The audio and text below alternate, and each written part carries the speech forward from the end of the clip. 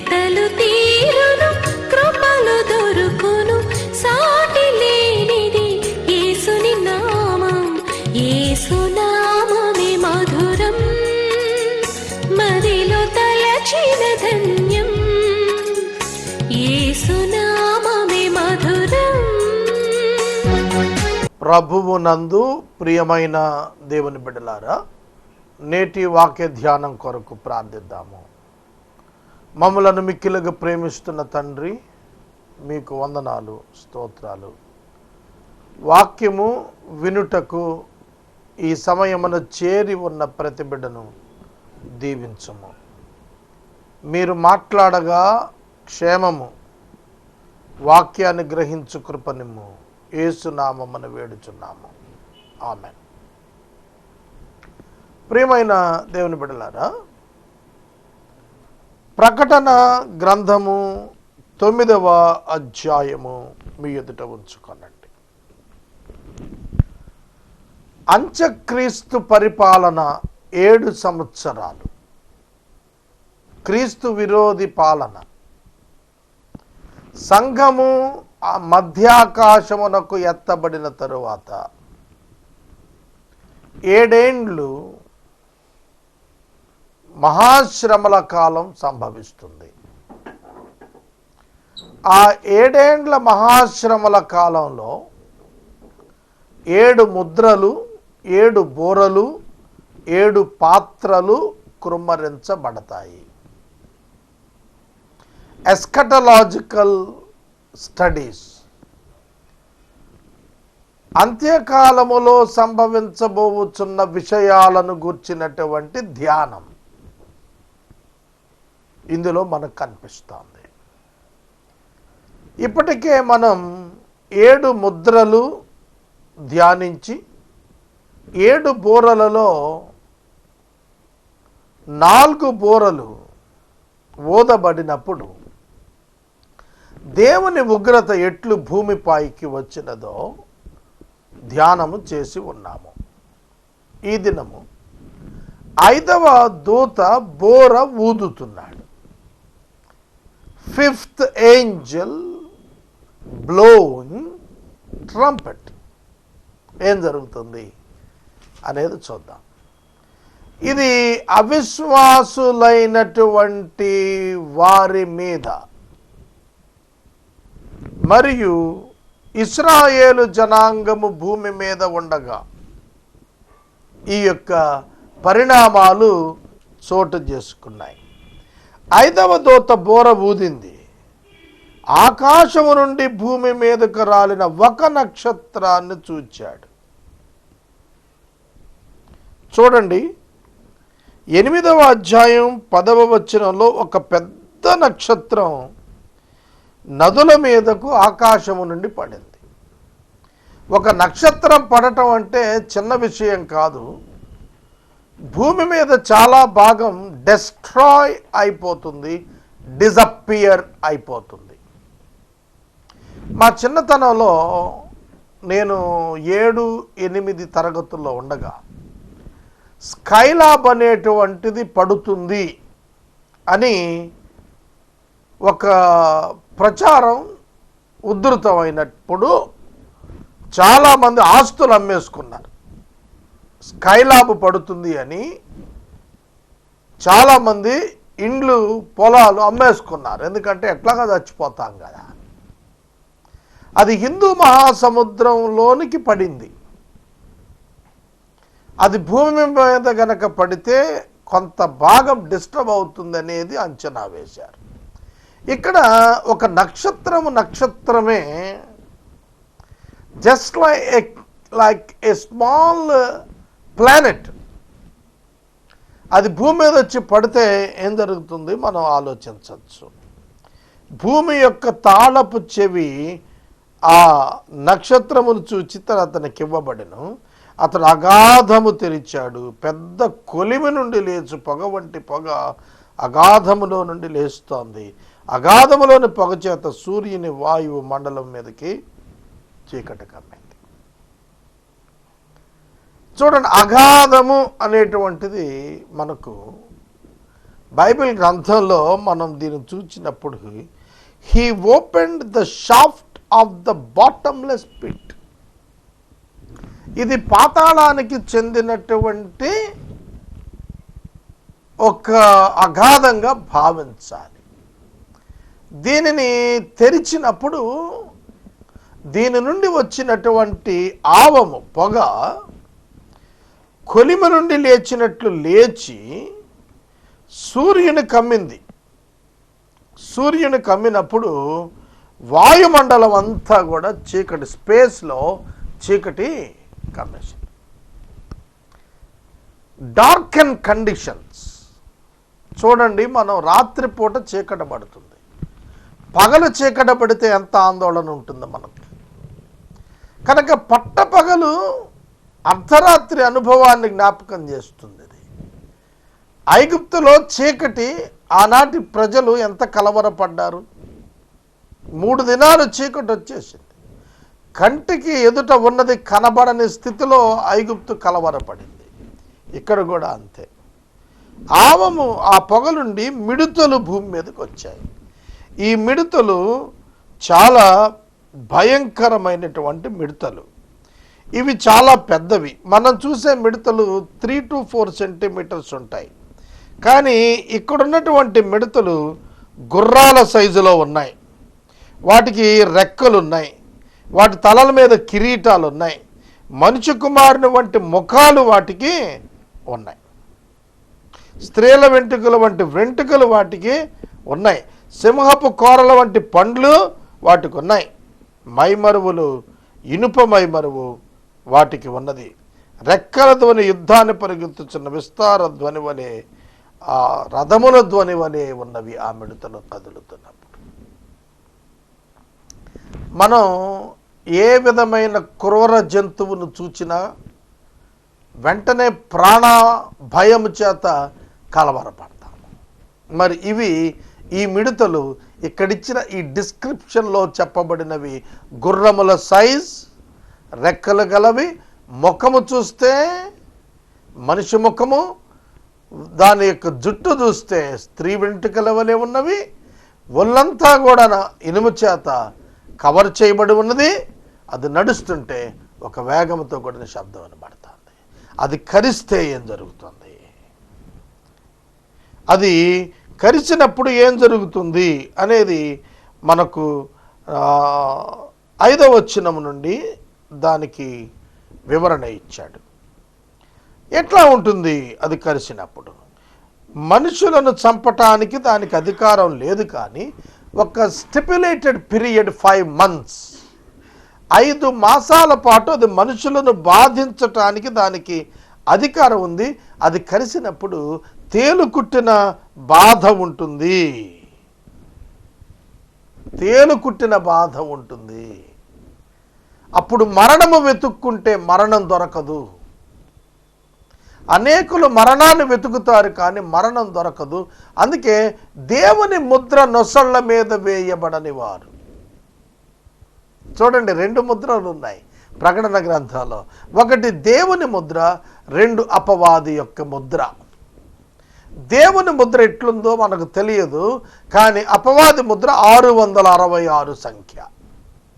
కనుక దేవుని ముద్ర వేయబడని వారు మాత్రమే ఈ యొక్క మిడతలకు బలి అవుతారు. అంతే తప్ప భూమి మీద ఏ విధమైనటువంటి ఇతరమైన మొక్కలకు కానీ, వృక్షాలకు కానీ, గడ్డికైనా కానీ హాని చేయొద్దని వాటికి ఆజ్ఞ ఇవ్వబడింది. కనుక మిడతలు అనేవి కూడాను, మీరు ఐగుప్తు యొక్క తెగుళ్లలో మిడతలు అనేటువంటి తెగులు ఉన్నది. కానీ అది ఒక మేఘము వలె వచ్చి ఐగుప్తు మీద ఆవరించింది. కానీ ఇక్కడ అట్లా కాదు. నేను ఒక దినాన ఏలూరులో ఓవర్ బ్రిడ్జ్ మీద తెల్లవారుజామున వెళుతున్నాను. మిడతల దండు అక్కడున్న లైటింగ్లో ఒక్కసారి నేను ఉలిక్కి పడ్డాను. ఎందుకంటే బ్రిడ్జ్ అంతా కూడాను ఒక బ్లాంకెట్ పరిచినట్లుగా మిడతలు ఆవరించి ఉన్నాయి. వెహికల్స్ వెళ్తుంటే అట్లా పచ్చడి అయిపోతున్నాయి, చనిపోతున్నాయి తప్ప అవి ఎగరటం లేదు, బరువు అయిపోయి అట్లాగే ఉండిపోయాయి. అవి చిన్న చిన్న మిడతలు, కానీ ఇక్కడ వస్తున్న గుర్రముల సైజులో ఉన్నటువంటివి. అది కరిసినప్పుడు తేలు గుట్టినట్టు ఉంటుంది, చావాలని యత్నం చేస్తాడు. ఆ బాధ తట్టుకోలేక సూసైడ్ కమిట్ చేసుకోవటానికి ప్రయత్నించిన వారికి డెత్ రాకుండా ఉంటుంది. అట్లాంటి పనిష్మెంట్ ఉంటుంది. ఆ పొగలో నుండి మిడతలు బయటకు వచ్చాయి. ఈ మిడతలకి తేళ్లుకున్న బలం వాటికి ఇవ్వబడింది. తేలు కొండెంతో అట్లా కరుస్తుందో ఈ మిడతలు కూడా మనుషులను బాధించుటకు, కరుచుటకు, కుట్టుటకు వాటికి అధికారం. 5 మాసాల పాటు వారు వాటి చేత బాధించబడేటట్లు అనుమతించబడ్డారు. 5వ బోర ఊదినప్పుడు ఈ ప్రమాదం ఉన్నది. తోకల వంటి కొండ్లు వాటి గుండి 5 నెలలు హాని చేస్తూ అవి తిరుగాడుతున్నాయి. పాతాళపు దూత వాటిపైన రాజుగా ఉన్నాడు. హెబ్రీ భాషలో అబద్దోను అనియు అపొల్లోయోను అని ఆ అధికారికి పేరు ఉన్నట్లుగా పాతాళపు యొక్క దూత ఇక్కడ చెబుతున్నాడు. ఇది మొదటి శ్రమ గతించెను, మరి 2 శ్రమలు ఇటు తర్వాత వచ్చును. మొదటి శ్రమ గతించెను. 3 phases of persecution. The first woe has passed. Behold, 2 woes are still to come. అయిపోలేదు. కేవలము 7 ముద్రలు 5 బూరలు అయ్యాయి. ఇంకా 2 బూరలు 7 పాత్రలు ఉన్నాయి. కనుక భూమి మీద దేవుని యొక్క ఉగ్రతలో 1/3 మాత్రమే సంపూర్ణమైనట్లుగా 12వ వచనం తెలియజేస్తుంది. ఇక 13, 14 వచనాల్లోకి వెళితే 6వ దూత బోర ఊదబడింది. తరువాత మరలా 7వ దూత బోర ఊదినది 11వ అధ్యాయం 15వ వచనంలో. కనుక 9వ అధ్యాయం 13 నుండి 11వ అధ్యాయం 15 వరకు 2వ శ్రమను గురించి రాస్తున్నాడు. 2వ శ్రమ ఈ యొక్క 6వ దూత బోర ఊదినప్పుడు 2వ శ్రమ గతిస్తోంది. 2వ శ్రమ గతిస్తోంది. బైబిల్ గ్రంథంలో మనం చూస్తున్నప్పుడు భూమి మీద దేవుడు కృమ్మరిస్తున్నటువంటి తన ఉగ్రతా పాత్రలు, తన యొక్క ప్రచండమైన ఉగ్రత, రోమాపత్రికలో చెప్పాడు, భక్తిహీనుల మీద దేవుని యొక్క ఉగ్రత కృమ్మరించబడుట కొరకు సిద్ధంగా ఉందన్నాడు 1వ అధ్యాయంలో. కనుక దేవుని యొక్క మహోన్నతమైనటువంటి కోపాగ్ని మానవుల మీద కృమ్మరించబడింది. ఆ రోజున ఏ ఎథీస్ట్ మాట్లాడగలుగుతాడు? ఆ రోజున దేవునికి విరోధంగా ఏ మానవుడు పలుకగలుగుతాడు? అయినప్పటికీ కూడా ప్రజలు దేవుని దూషించే వారిగానే ఉంటారు. ఇక 6వ బోర చదువుకుందాం. 13వ వచనం. 6వ దూత బోర ఊదినది. దేవుని ఎదుట సువర్ణ బలిపీఠం యొక్క కొమ్ముల నుండి ఒక స్వరం, యూఫ్రటీసు అను మహానది యొద్ద బంధించబడి ఉన్న 4 దూతలను వదిలిపెట్టమని బోర పట్టుకున్న ఉన్న 6వ దూతతో చెప్పుట వింటిని. మనుషులలో 3వ భాగం సంహరింపాలని అదే సంవత్సరం, అదే నెలలో, అదే దినమున, అదే గంట సిద్ధపరచబడిన ఆ 4 దూతలు వదిలిపెట్టబడి. యూఫ్రటీస్ నదిని గురించి మనకు చాలా స్పష్టంగా ఆదికాండం 2వ అధ్యాయంలోనే కనపడుతుంది. ఇది ఈ ఏదేను వనము చుట్టూతా ప్రయాణం చేస్తున్నటువంటి నదుల ప్రాంతం, అంటే యూరప్ ప్రాంతంలో ఈ యొక్క సంభవాలు సంభవిస్తూ ఉన్నట్లయితే 4 దూతలు బంధింపబడి ఉన్నవి, విడుదల చేయబడుతున్నవి. 6వ దూత బోర ఊదినప్పుడు దాని చేతనే ఆ సంవత్సరం, ఆ నెల, ఆ దినం, ఆ గంట, అంటే స్పెసిఫిక్ పీరియడ్ ఆఫ్ టైం, ఒక ప్రత్యేకమైన నిడివి కలిగిన సమయమున ఆ 4 దూతలు వదిలబడి వాటికి ఒక అధికారం ఇవ్వబడి భూమి మీద 3వ వంతు మనుషులు చంపబడతారు. చూడండి, వరల్డ్ పాపులేషన్ 830 కోట్లు అయితే ఇవాళ లెక్కలో వేసుకున్నా కూడాను సుమారుగా 300 కోట్ల మంది దగ్గరగా చంపబడతారు. ఇది ఎటువంటి మాస్ కేర్ ఒక్కసారి ఆలోచన చేయండి. భయంకరమైనటువంటి మరణ దినం డిక్లేర్ చేయబడింది. గుర్రపు రౌతుల సైన్యముల లెక్క 20 కోట్లు. వారి లెక్క ఎంత అని నేను వింటిని. మరియు నాకు కలిగిన దర్శనమందు ఇలా చూచాను, గుర్రములకును వాటి మీద కూర్చుండి ఉన్న వారికిని నిప్పు వలె ఎరుపు వర్ణము, నీలవర్ణము, గంధవర్ణము మైమరుములు ఉండెను. ఆ గుర్రముల తలలు సింహముల తలల వంటివి. మిడతల తలలు మనుషులను పోలుంటే ఈ గుర్రముల యొక్క తలలు సింహాలను పోలి కనిపిస్తున్నాయి. సింహము క్రూరత్వమునకును, గుర్రములు వేగమును, అంటే వేగముగా మనుషుల మీదకు వస్తున్న క్రూరమైనటువంటి పరిస్థితులు. వాటి నోళ్లలో నుండి అగ్ని, దోమ, గంధకములు బయలు వెడలుచు ఉన్నాయి.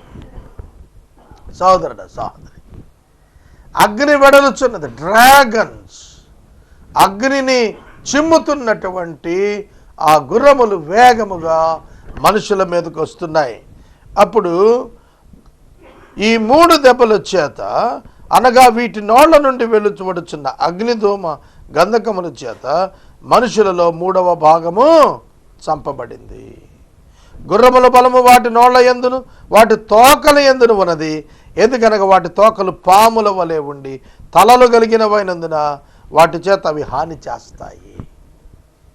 ఈ పిక్చరైజేషన్ చాలా భయంకరంగా ఉంది. మీరు గమనించినట్లయితే గుర్రం అంటాడు, తల సింహం అంటాడు, తోక అంటాడు అది పాములా ఉందంటాడు, మళ్ళీ దానికి ఒక తలకాయ ఉందంటాడు. గుర్రమునకు సింహము తల, తోకనకు పాము తల. ఇది ఎక్కడ కనిపిస్తుంది మనకి? ఇటువంటి ఒక జంతువు ఎక్కడ కనిపిస్తుంది? దాన్ని చూస్తేనే గుండెలు అవిసిపోతాయి. అట్లాంటిది 20 కోట్ల గుర్రాల రౌతులతోటి భూమి మీద అది సంచారం మొదలు పెడుతోంది. ఎందుకంటే 300 కోట్ల మందిని చంపాలి అని అంటే అంత విస్తారమైనటువంటి సైన్యము అవసరమైనట్లుగా చూస్తున్నాం. ఈ దెబ్బల చేత చావక మిగిలిన జనులు దయ్యములను చూడను వినను నడవను శక్తి లేనివై బంగారు, వెండి, కంచు, రాయి, కర్రతో చేయబడిన తమ హస్తకృత విగ్రహాలను పూజింపకుండా విడిచిపెట్టున్నట్లు మారు మనసు పొందలేదు. ఎందుకు ఈ శ్రమ వచ్చింది అనగా వారి విగ్రహారాధనను బట్టి. ఇక్కడ ఏమన్నా వస్తున్నాడు? శక్తి లేనటువంటి విగ్రహాలు, లోహాలు ఏం వాడాడు? బంగారము, వెండి, కంచు మరియు రాయి, కర్ర. కనుక వీటితో చేసుకునే విగ్రహాలు, ఇప్పుడు మీరు ఏ విగ్రహాన్ని చూసినా ఈ విధమైన లోహాలతోనే వాడుతూ ఉంటారు. వీటిని పూజించకుండా మారు మనసు పొందలేదు. ఆ కారణం చేత వీరి మీదకు ఈ యొక్క గుర్రముల ప్రయోగం జరిగింది. ప్రపంచమంతా విగ్రహారాధనతో నిండిపోయినటువంటిదిగా కనిపిస్తుంది. ప్రభువైన యేసుక్రీస్తు వారు సంఘాన్ని తన యొద్దకు ఆకాశ మధ్యమానికి ఆరోహణం చేయించుకున్న తరువాత భూమి మీద విగ్రహారాధన పెచ్చుమీరింది. ఐగుప్తు దేశంలో ఏ విధంగా విగ్రహారాధన మీద దేవుడు దాడి చేసి 10 తెగుళ్లను రప్పించి ఆ దేశాన్ని సమూల నాశనం చేశాడో, ఆ విధంగా భూమి మీద కూడా దేవుని యొక్క తీర్పులు సమూలంగా రాబోతూ ఉన్నవి.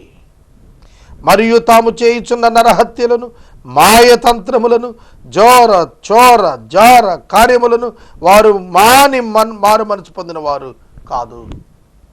విగ్రహారాధనతో పాటు నరహత్య, మాయతంత్రం, చోర అంటే దొంగతనం, జార అంటే వ్యభిచారం. మీరు ఆజ్ఞలు ఒక్కసారి చూస్తే వ్యభిచరించవద్దు, దొంగతనము చేయవద్దు, నరహత్య చేయవద్దు, పొరుగువానిది ఏది ఆశించవద్దు. ఆజ్ఞలన్నీ కూడా ఇక్కడ వ్రాసి అవి పాటించటానికి మనసు లేదు వాళ్ళకన్నాడు. అంటే అజ్ఞాతిక్రమం పాపం, పాపం వల్ల వచ్చే జీతం మరణం. ఆ కారణము చేత వారు ఈ భయంకరమైన శ్రమకు, 2వ శ్రమగా పిలువబడిన ఈ ప్రత్యేకమైన దానికి లోనవ్వాల్సి వచ్చింది. ఇక 6వ దూత ఊదినప్పుడే 10వ అధ్యాయంలోని సంభవాలు మనం చూడగలుగుతాము. ప్రకటన గ్రంథం 9వ అధ్యాయంలో మారు మనసు పొందక ఇబ్బంది పెట్టబడిన వారుగా కనబడుతున్నారు. మీకు ఒక విషయం అర్థం కావాలి. 7 ఏండ్ల మహాశ్రమల కాలంలో మానవులు శ్రమనైనా పొందుతారు కానీ మారు మనసు పొందరు. ఎందుకంటే పరిశుద్ధాత్మ దేవుడు మారు మనసు కలుగ చేయటానికి కర్త. ఆయన లేనప్పుడు, ఆయన వారి జీవితాల్లో క్రియ జరిగించినప్పుడు ఒక మనిషి మారు మనసులో స్థిరపడటం కలుగటం అనేది సాధ్యం కాదు. కాబట్టి 9వ అధ్యాయంలో విగ్రహారాధన నుండి మారు మనసు పొందలేదు, మరియు నరహత్య, దొంగతనము, జారత్వము, వ్యభిచారము, కాముకత్వము మరియు మాయతంత్రముల నుండి మారు మనసు పొందక వీరు కొనసాగినట్లుగా చూస్తాం. ఇక 10వ అధ్యాయంలో 11 వచనాలు ఉన్నాయి. 6వ బోర 7వ బోర మధ్య ఈ 10వ అధ్యాయంలో 2 ప్రధాన విషయాలు. ఒకటి, వేరొక దూత పరలోకం నుండి దిగొచ్చింది. రెండవది, యోహాను ఒక చిన్న పుస్తకము తీసుకొని తినమని చెప్పబడ్డాం. దూత గూర్చి, చిన్న పుస్తకము గూర్చి ఈ అధ్యాయం సెలవిస్తోంది. మొదటి 7 వచనాలు దూతను గూర్చి, 8వ వచనం నుండి 11వ వచనం వరకు ఆ చిన్న పుస్తకాన్ని గురించి చెప్పాడు. ఇక 10వ అధ్యాయం 1వ వచనం నుండి ధ్యానం చేద్దాం. బలిష్ఠుడైన వేరొక దూత పరలోకము నుండి దిగివచ్చుట చూచి తిని. బలిష్ఠుడైన వేరొక దూత అన్నప్పుడు 60 పర్యాయములకు పైగా దూతలను గురించి మాట్లాడాడు. దూతలు సమాచారము తీసుకుని వచ్చేటువంటి వారు. వీరు యేసుక్రీస్తు ప్రభువు కాదు అని చెప్పుటకు ఇక్కడ సంపూర్ణమైనటువంటి ఆధారాలు ఉన్నాయి. మేఘం ధరించుకున్నాడు ఈ దూత. శిరస్సు మీద ఇంద్రధనుస్సు ఉంది. ముఖం సూర్యబింబం వలె ఉంది. పాదాలు అగ్నిస్తంభాల వలె ఉన్నాయి. చేతిలో చిన్న పుస్తకం ఉంది. కాబట్టి యేసుక్రీస్తు యొక్క డిస్క్రిప్షన్కి దగ్గరగా ఉంది. కానీ ఇది దూతగా, వేరొక దూతగా చెప్పబడింది. వేరొక దూత అధికారములో గొప్పవాడైనటువంటి దూత, పరలోకము నుండి ప్రత్యేకమైన పని నిమిత్తము పంపబడినటువంటి దూత. ఇతడు ఆయన చేతిలో విప్పబడిన ఒక చిన్న పుస్తకం ఉన్నది. మీరు బిబ్లియోన్ అనేటువంటి పదం బైబిల్ని సూచిస్తుంటే మనకు బిబ్లియార్డియన్ అనేటువంటి పదం చిన్న పుస్తకాన్ని సూచిస్తోంది.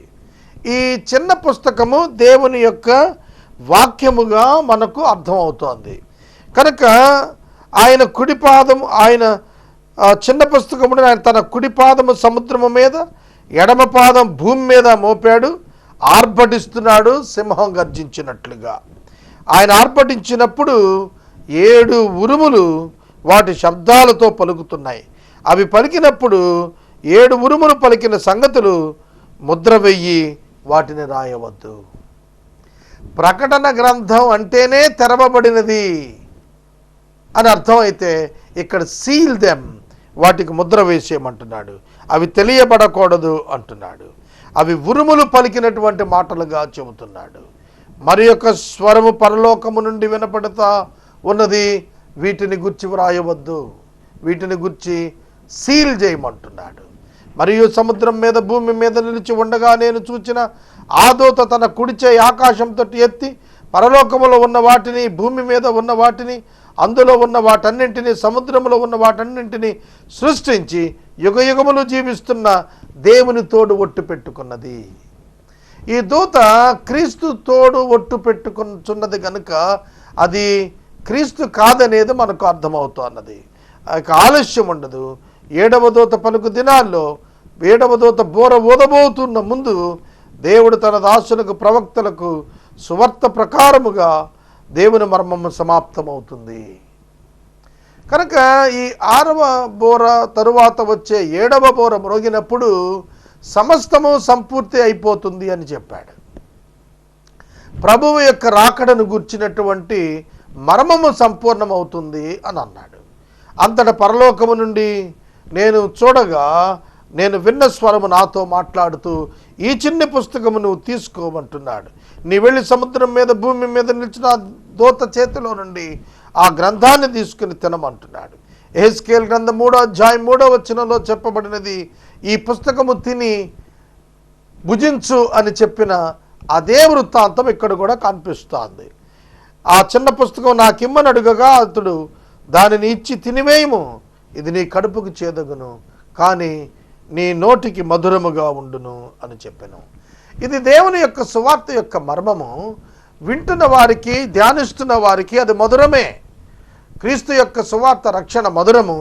అయితే దాని అమలు పరుచుట, దాని చొప్పున జీవించుట చేదైన అనుభవం ఈ లోకంలో ఎదుర్కోవాల్సి వస్తుంది. 10వ వచనం, అంతటా నేను ఆ చిన్న పుస్తకమును దూత చేతుల నుండి తీసుకుని దాన్ని తినివేసి తిని అది నా నోటికి తేనె వలె మధురముగా ఉండను కానీ నేను దాన్ని తినివేసిన తర్వాత అది నా కడుపునకు చేదాయిను. అప్పుడు వారు నీవు ప్రజలను గూర్చి, జనములను గూర్చి, ఆయా భాషలు మాట్లాడే వారిని గూర్చి, అనేక మంది రాజులను గూర్చి మరలా ప్రవచింపని అగత్యమని నాతో చెప్పిరి. యోహాను గారు మరలా ప్రవచింపనగత్యము. యోహాను ఈ పద్మాసు అనుభవం తరువాత మరలా యెరూషలేముకు వచ్చాడు. ఆ తర్వాత ఎఫెసుకి వెళ్ళి జీవించాడు. ఆయన మరణించినప్పుడు యెరూషలేములోనే పాతి పెట్టబడ్డాడు. అతడు ఇంకా కూడా ఈ యొక్క సువర్తమానాన్ని ఏవైతే పద్మాసులో తాను చూచాడో వాటిని తిరిగి వచ్చి ఆయన ప్రకటించాడు. అది అగత్యము, తప్పదు అని ప్రభు చెబుతున్నట్లుగా చూస్తున్నాం. కనుక 10వ అధ్యాయం మనం ముగించుకున్నాం. 11వ అధ్యాయంలో యెహెజ్కేలు గ్రంథంలో కొలనూలు చేత పరలోకాన్ని కొలిచినట్లుగా ఆలయాన్ని కొలవమనేటువంటిది, ఇద్దరు సాక్షులతో కూడినటువంటిది, 1260 దినములు ప్రవచనాన్ని గుర్చినటువంటిది 11వ అధ్యాయంలో రాశాడు. ఇది రేపటి దినం మనం ధ్యానం చేద్దాం. ప్రార్థన. మమ్మల్ని మిక్కిలిగా ప్రేమిస్తున్న తండ్రి వందనాలు. వాక్యము విన్న బిడ్డలను దీవించము. రక్షకుడైన యేసునామమున ప్రార్థిస్తున్నాము. ఆమెన్. తండ్రి అయిన దేవుని ప్రేమ, కుమారుడైన యేసయ్య కృప, పరిశుద్ధాత్మని యొక్క అన్యోన్య సహవాసం సదాకాలం మనందరికీ తోడై ఉండును గాక. ఆమెన్.